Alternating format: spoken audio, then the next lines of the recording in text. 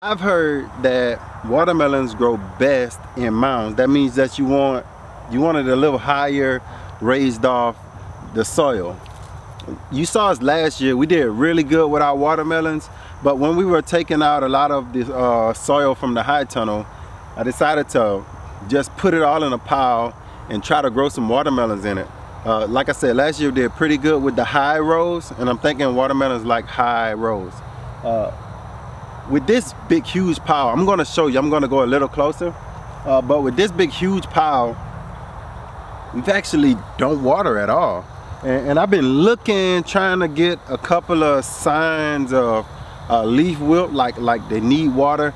And somebody even commented on one of our videos when we were talking, I think during our garden tour, man, water those watermelons, water your watermelons. And I'm like, no.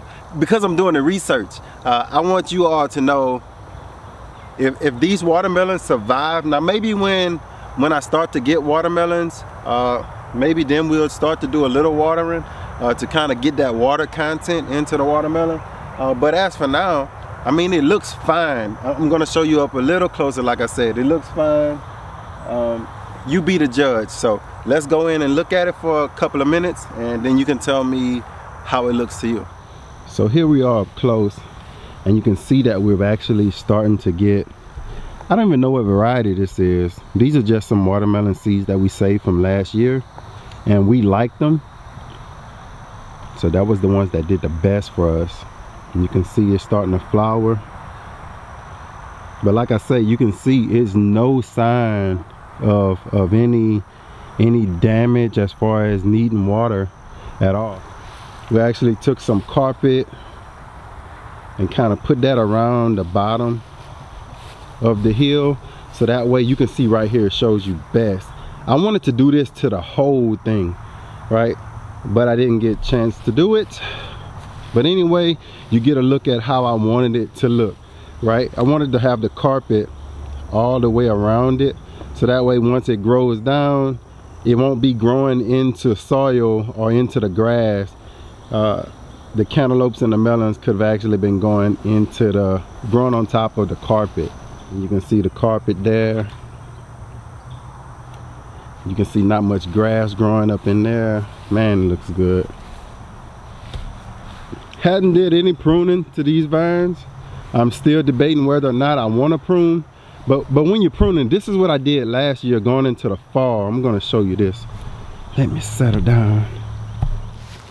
These little tips, you see how white they are?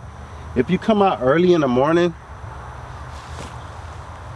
these things are going to have dew all over them. What I did last fall was every morning I came, because I was trying to get that one watermelon to grow, so every morning I was tipping these off to stop them from growing. And you will see, I'm going to show you, you'll see how they like show themselves. You see all them little tips? Once you get some watermelons on your vines, you can start taking all these little tips. Look at this one. See those little tips here? Show you some more.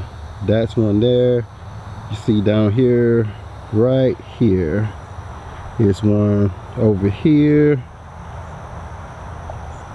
Those tips are just growing tips, and they will keep growing.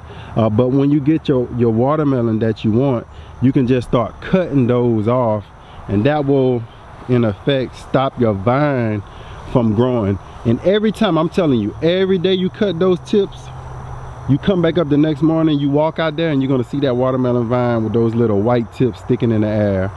And you can just keep trimming them, keep trimming them. But remember, it's only after you get your watermelons on your vine. Only after, not before. That's the update on our watermelon mound. It looks beautiful, doesn't it? I know I hadn't showed a video of this, but it's kind of, unless you're into growing watermelons, it's kind of like a specific type thing.